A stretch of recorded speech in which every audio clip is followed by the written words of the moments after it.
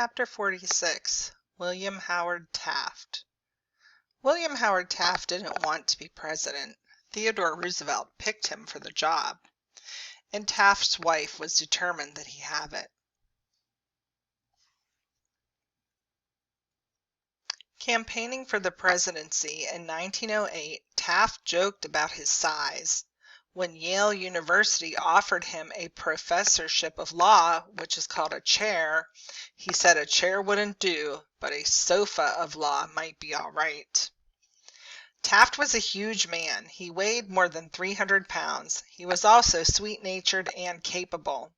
After college, he became a lawyer and then the first American governor of the Philippine Islands. He was a good governor who gave the Filipinos much control of their own affairs. Theodore Roosevelt named him Secretary of War. What he really wanted was to be the Chief Justice of the Supreme Court, and one day he would have that job and handle it well. But his wife wanted to be First Lady, so he ran for president.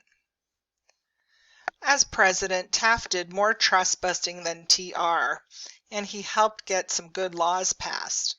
But after Teddy Roosevelt, people found him dull. His presidency seemed boring. Besides, as time went on, Taft turned control of the Republican Party over to the Conservative Party leaders. They were called the Old Guard. They didn't want change or reform, although most Americans did.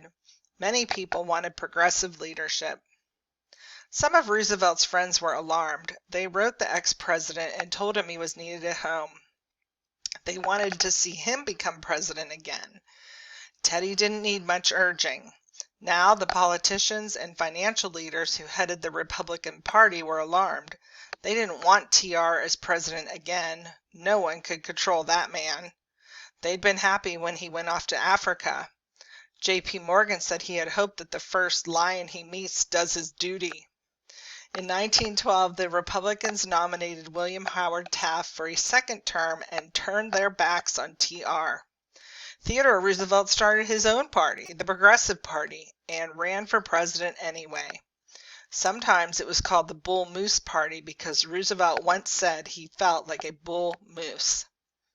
People who usually voted Republican were confused. Some voted for Taft, more voted for Roosevelt. But the Republican vote was divided. For the first time since Grover Cleveland, and for only the second time since before the Civil War, a Democrat was elected. He was Woodrow Wilson, and he wasn't at all like TR or Taft. Wilson was a scholarly, serious man. He had been president of Princeton University. People didn't love him as they had loved Theodore Roosevelt, but they did respect and admire him. They believed in him and were right to do so. He became one of the nation's great presidents. If you want to pause, you can read the green page on your own.